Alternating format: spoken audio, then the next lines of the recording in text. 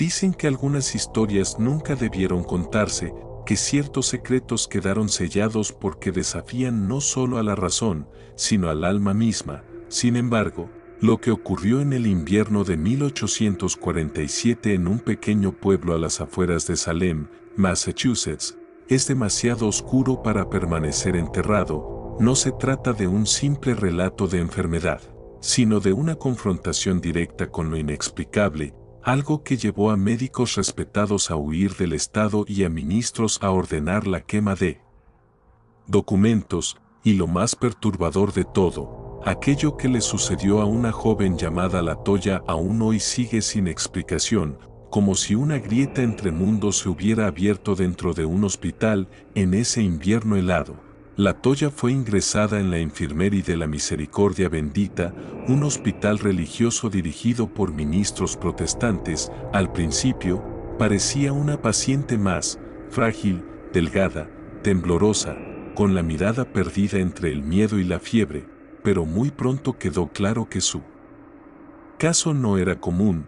Los médicos asistentes, hombres formados en ciencia, comenzaron a notar síntomas que no podían catalogar, cambios bruscos en su tono de voz, reacciones físicas que desafiaban los límites del cuerpo humano, y un extraño conocimiento de idiomas que jamás había estudiado. Lo ocurrido durante sus 37 días de tratamiento fue tan perturbador que los registros oficiales fueron destruidos. Solo sobrevivió el diario personal de un joven médico, escondido en el ático de su familia. Durante más de un siglo, este diario, marcado como confidencial y nunca destinado a ser leído por el público, revelaba detalles que desafiaban las creencias más firmes sobre la mente y el espíritu humanos. La presión de los líderes religiosos fue inmediata. Había que sellar el caso, olvidar a LaToya y borrar toda huella de lo acontecido, pero no todos pudieron cargar con ese peso. 3 de los 7 doctores que estuvieron presentes abandonaron Massachusetts en menos de 6 meses, renunciando para siempre a la medicina, y quienes se quedaron jamás volvieron a hablar del asunto. El primer día en el hospital, LaToya apenas susurraba su nombre, su piel estaba pálida como la cera, y sus manos se crispaban como si tratara de apartar algo invisible. Una enfermera aseguró haberla oído murmurar frases en latín, idioma que la muchacha no podía conocer. Otro doctor, al acercarse con una lámpara, juró que sus pupilas parecieron dilatarse y contraerse al ritmo de una voz que no provenía de su boca, sino del aire alrededor. Aquella misma noche, el joven médico que más tarde escribiría el diario comenzó a registrar cada detalle. En su primera anotación, dejó una advertencia: lo que he visto hoy no corresponde a la ciencia, y temo que continuar aquí me lleve a perder la razón o la fe. Con el paso de los días, los fenómenos se intensificaron. Las ventanas de la sala de LaToya se empañaban con formas que parecían símbolos, aunque nadie más los reconocía. Su temperatura corporal oscilaba entre fiebres imposibles y un frío cadavérico, todo en cuestión de minutos. Cuando los ministros acudieron para rezar sobre ella, LaToya gritó con una voz que desgarró el silencio. No era un grito humano, sino algo más profundo, algo que retumbaba en las paredes como si la propia piedra del hospital respondiera. Algunos testigos describieron ver sombras que se movían por la habitación sin que hubiera velas encendidas. Otros juraron que LaToya, a pesar de estar atada a la cama, llegó a levantarse varios centímetros sobre el colchón, suspendida como por hilos invisibles. El hospital entero comenzó a vivir con miedo. Las enfermeras evitaban pasar por el pasillo de su cuarto de noche, y los médicos empezaron a discutir entre ellos. Unos aseguraban que era un caso extremo de histeria, otros murmuraban que aquello era posesión. Lo único cierto era que cada día que LaToya permanecía allí, la atmósfera del hospital se volvía más pesada, más insoportable. En el diario, el joven doctor escribió: he visto a hombres de ciencia temblar como niños, y a ministros dudar de su fe. LaToya no está sola en esa habitación, algo la acompaña, y ese algo no quiere irse. Y ese fue solo el inicio de los 37 días más oscuros que el hospital jamás recordaría. El segundo tramo de la historia de La Toya comenzó con una madrugada en la que todo el hospital pareció despertar sobresaltado. A las 3 en punto, un estruendo sacudió el ala donde estaba internada. Los médicos corrieron creyendo que alguna viga había caído, pero al llegar encontraron a La Toya rígida sobre la cama, los ojos en blanco y un eco de voces resonando en la sala. No era una voz, sino varias, como si en su garganta habitaran decenas de lenguas. El diario del joven doctor anotó esa noche.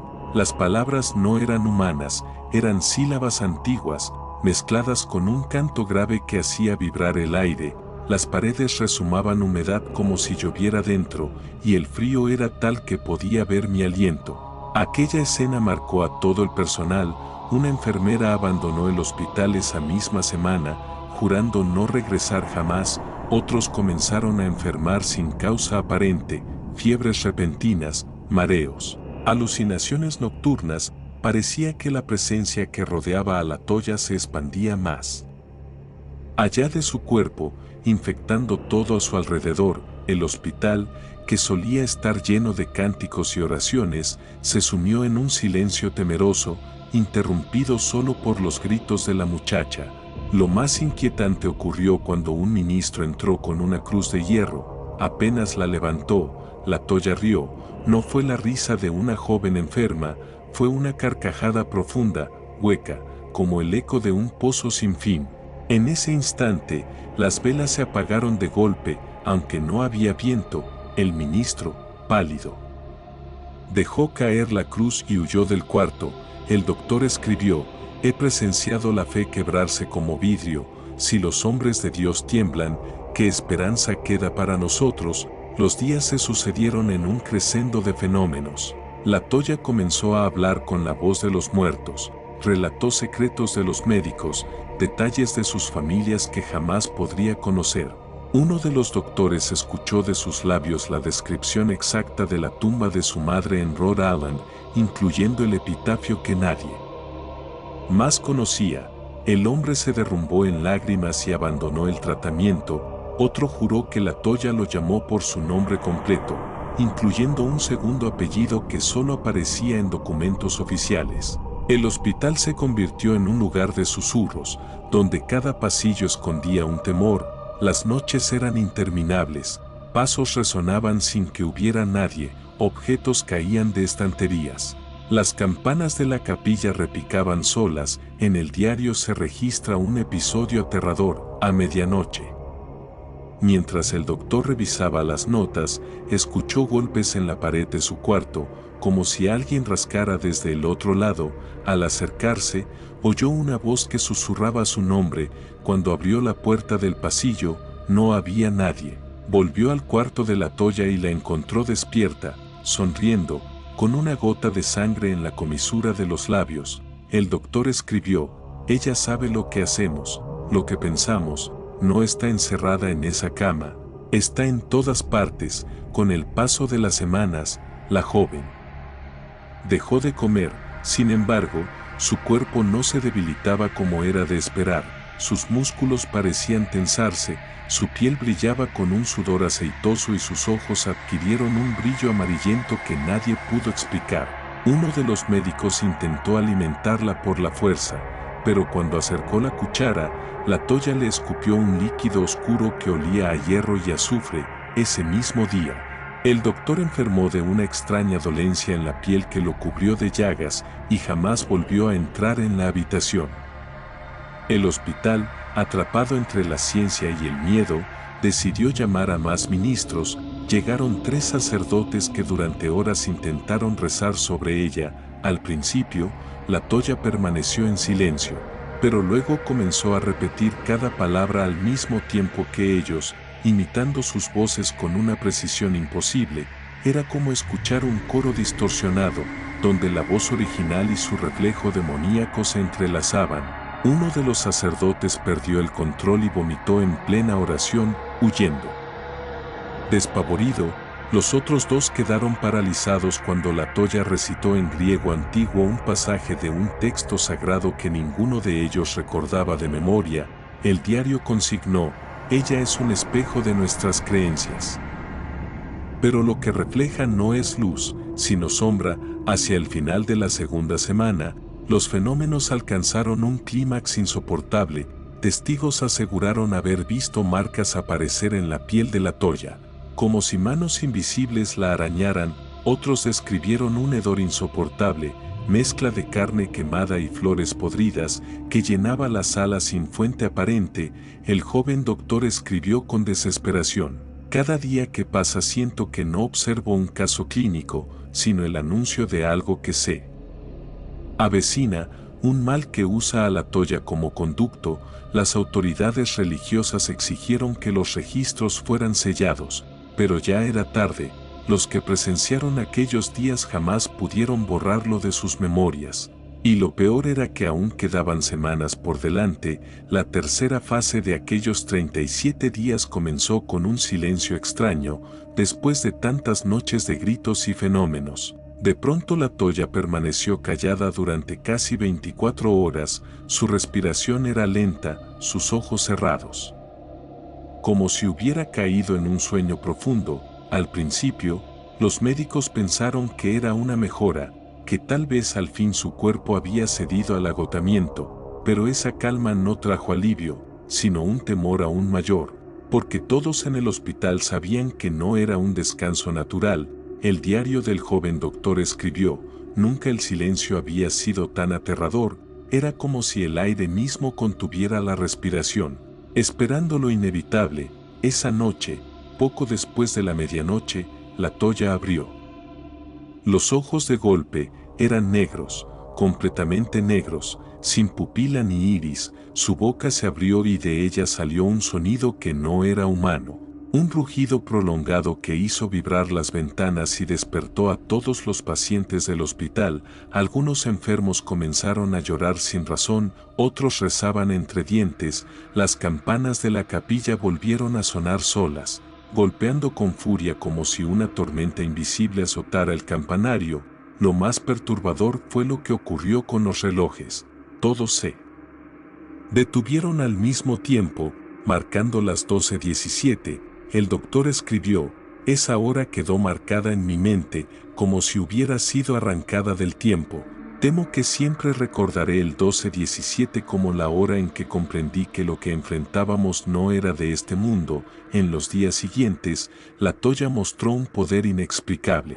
Comenzó a hablar con la voz de los propios médicos, imitando sus tonos, sus muletillas, incluso sus pensamientos más íntimos. Uno de ellos, aterrorizado, escuchó cómo la joven repitió palabra por palabra un sueño que había tenido la noche anterior, describiéndolo con detalle y riendo al final. Otro casi pierde la razón cuando la Toya pronunció el nombre de su hijo recién nacido, un dato que él jamás había compartido en público.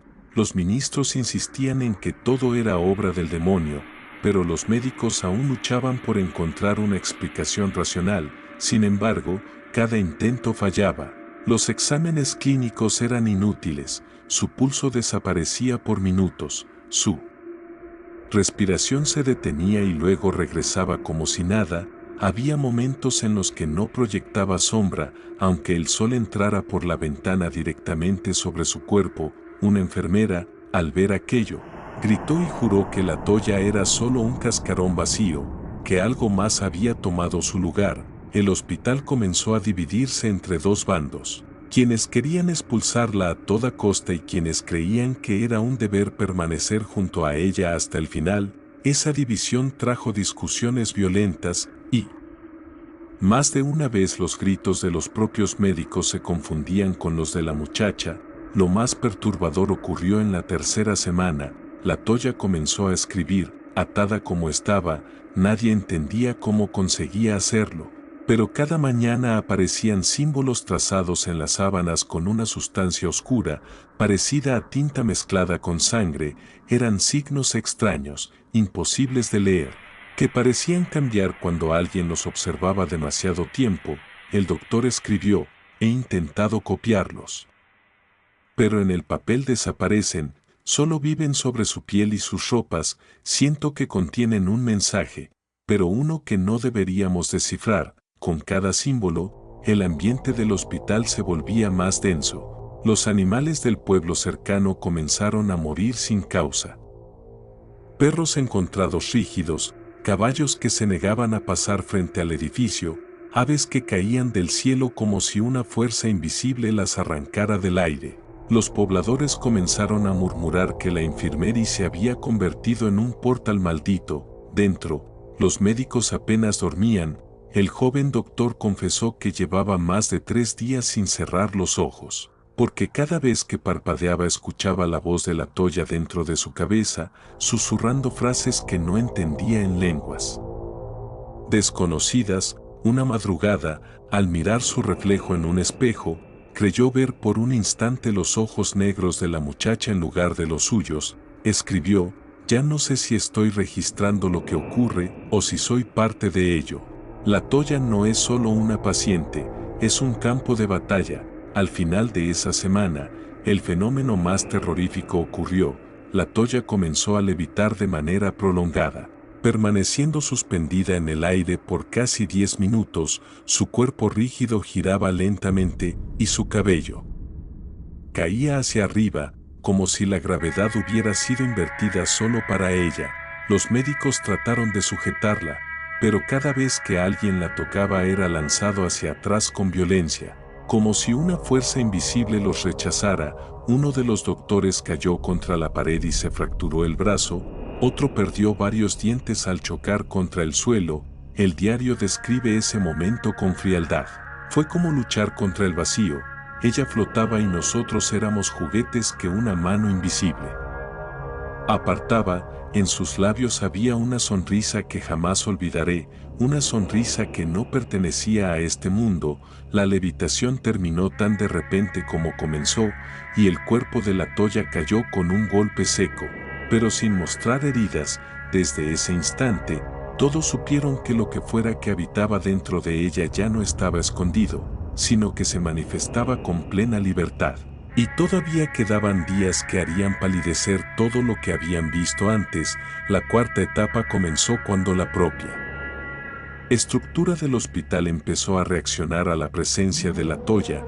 Las paredes se agrietaban sin explicación, los techos resumaban agua aunque no llovía, y un hedor insoportable impregnaba cada habitación cercana a la suya. El joven doctor escribió: no sé si seguimos en un hospital o en la antesala de algo peor. La madera cruje como huesos quebrándose, y cada sombra parece más larga de lo que debería. Lo más aterrador fue cuando algunos pacientes que nada tenían que ver con la Toya empezaron a mostrar síntomas extraños. Uno de ellos habló en lenguas muertas durante horas. Otro fue encontrado con la piel marcada por cortes en forma de símbolos que coincidían con los que aparecían en las sábanas de la muchacha. El hospital, antes refugio, se convirtió en un campo de terror donde nadie dormía y todos esperaban el siguiente horror.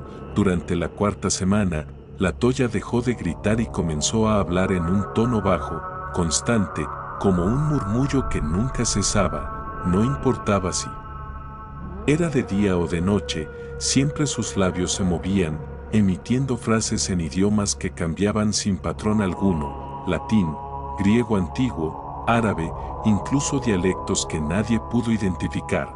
Los ministros intentaron detenerla con oraciones, pero descubrieron que sus palabras eran repetidas y distorsionadas en un eco macabro que salía de su boca, como si se burlara de la fe misma. Lo más siniestro fue cuando la Toya comenzó a predecir la muerte. Un anciano paciente convaleciente pasó frente a su puerta y ella pronunció: mañana, cuando el gallo cante, tu corazón se detendrá. Los médicos trataron de tranquilizar al hombre, pero al amanecer fue hallado muerto en su cama, con el rostro congelado en una expresión de terror absoluto. Esa fue la primera de varias predicciones cumplidas con exactitud escalofriante. Cada palabra de la Toya se convirtió en sentencia, y el hospital cayó en un estado de pánico insoportable. Una enfermera juró que escuchaba su nombre en los susurros de la muchacha. Cada noche, y a la semana apareció colgada en el granero vecino, sin dejar nota alguna. El doctor escribió: he visto la voluntad quebrarse en hombres y mujeres, no necesitamos látigos ni cadenas. Basta una palabra de la Toya para destrozarnos por dentro. El fenómeno alcanzó un clímax cuando, durante una tormenta eléctrica, el hospital entero perdió la luz, solo quedaba el resplandor de los relámpagos iluminando la sala en cada destello. Los presentes juraron ver figuras detrás de la Toya, siluetas retorcidas, rostros deformes, manos que intentaban salir de las paredes. El joven doctor confesó haber sentido una de esas manos tocarle el hombro, fría como el mármol. Al girar, no había nada, pero en la piel le quedó una marca rojiza que tardó semanas en desaparecer. Los ministros estaban convencidos de que aquello era una manifestación demoníaca de gran escala. Uno de ellos, desesperado, intentó un exorcismo completo, pasó horas gritando oraciones, rociando agua bendita que se evaporaba en cuanto tocaba la piel de la Toya. La muchacha, con voz doble, le dijo: tú también caerás antes de que termine la semana. 5 días después, aquel hombre fue hallado muerto en su despacho, con el rostro torcido en una mueca indescriptible. El hospital entero entró en histeria. Los doctores comenzaron a huir, algunos abandonando sus carreras, otros cayendo en la locura. De los 7 médicos iniciales, solo quedaban 3. Y de ellos uno confesó en secreto que pensaba en suicidarse. El diario del joven doctor decía: siento que ya no escribo un registro, sino una crónica de nuestra condena. Nadie saldrá de aquí indemne. La Toya es la llave de algo que no entendemos, y la cerradura ya está abierta. Durante esa misma semana, ocurrió uno de los eventos más incomprensibles. El reloj del hospital comenzó a andar hacia atrás. Cada campanada resonaba al revés, como si el tiempo mismo retrocediera. Los pacientes deliraban, los pasillos parecían más largos, y algunos juraban haber visto su propia imagen al final del corredor, como si el futuro y el pasado se hubieran mezclado. En medio de este caos, la Toya se incorporó en la cama y habló con voz clara por primera vez en semanas: el final se acerca, no es mío, es vuestro, nadie. Durmió después de oír esas palabras. El aire era tan denso que respirar resultaba doloroso, las lámparas se apagaban sin explicación y en la oscuridad se escuchaban pasos múltiples, como si docenas de personas caminaran alrededor de la cama de la muchacha. Pero cuando encendían la luz, solo estaba ella, con una sonrisa que hacía temblar hasta a los más valientes. El hospital entero supo que lo peor aún estaba por suceder, y que la última semana sería la más insoportable de todas. La noche más oscura cayó sobre el convento cuando el reloj marcó la medianoche y los últimos secretos comenzaron a revelarse con un peso insoportable. El diario de Edmond, que hasta ese momento había sido la única guía tangible de la transformación de la Toya, comenzó a contradecirse a sí mismo, como si las páginas se reescribieran solas en tinta invisible, mostrando nuevas frases y detalles que antes no existían. Clara, temblando de miedo, juró haber visto con sus propios ojos como una de las oraciones del diario cambió ante ella, convirtiendo una súplica de ayuda en una condena de muerte. Rose trató de calmarla, pero la tensión en el aire era insoportable. Las sombras se movían por las paredes del claustro como si tuvieran vida propia y los cánticos lejanos de las hermanas ancianas se mezclaban con un murmullo gutural que no parecía humano. En la sala principal, Margaret intentaba dar una explicación médica, pero hasta su voz se quebró cuando vio a Anne caer de rodillas, convulsionando mientras un susurro en latín se escapaba de su boca sin que ella supiera lo que decía. Era la señal definitiva. La transformación que había consumido lentamente a la Toya en 1847 estaba comenzando a extenderse más allá de los límites del tiempo y del cuerpo. Clara gritó que debían huir, pero las puertas del convento estaban selladas desde el exterior, como si alguien o algo quisiera mantenerlas dentro. Entonces comprendieron la verdad. No eran investigadoras que habían llegado allí por casualidad, eran las siguientes elegidas para continuar un ciclo iniciado siglos atrás. El diario ardió espontáneamente en las manos de Margaret, iluminando sus rostros pálidos con una llama azul que no emitía calor, solo un frío insoportable que penetraba hasta los huesos. Afuera, el viento aullaba como un lamento humano y los muros del convento parecían respirar, exhalando un aire denso y húmedo que olía a tierra y sangre. En el último instante, antes de que la oscuridad las consumiera por completo, Clara juró haber visto la figura de la Toya en el altar, vestida con el hábito de las hermanas, sonriendo con una calma perturbadora mientras sus ojos brillaban como espejos negros que reflejaban no solo lo que había ocurrido, sino lo que estaba por ocurrir. El grito final quedó atrapado entre los muros del convento, y con él, el destino de todas ellas. Lo único que sobrevivió fue un eco que aún hoy se dice puede escucharse en las noches de tormenta, cuando los rayos iluminan las ruinas de la Infirmería y de la Misericordia Bendita, recordando a quien se atreva a acercarse que algunas historias nunca terminan, solo esperan pacientes a su próxima víctima.